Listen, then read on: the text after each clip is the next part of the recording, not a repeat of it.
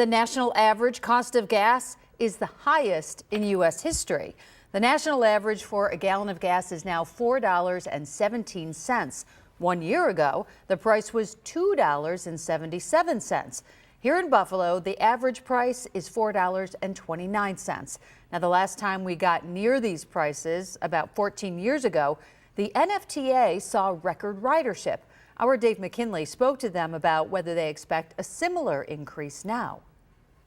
Are we seeing an increase in ridership at all? I think it's going to be really interesting to see how this all comes to play. The NFTA says it's too early to know just how many may now be switching to public transit in the face of rising prices.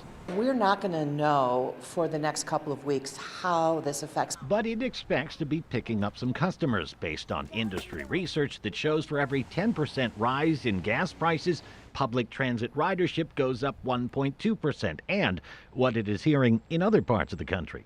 Already, we're seeing some agencies, mostly in the Southwest, that are already experiencing the increase by about 20%. But even a 20% rise would still leave plenty of room on most buses and rail cars in these parts, as ridership is down about 50% of what it was prior to the pandemic, the effects of which still loom large for public transit. We are experiencing and still operating in a totally different environment as we were 2 years ago.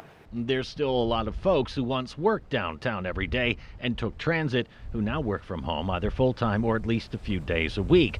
But even if there was a sudden and huge demand to take public transit, the NFTA recently had to cut routes due to a shortage of drivers for their buses. Tonight at 6, how they're coming along in their efforts to find new ones. Dave McKinley, Channel 2 News.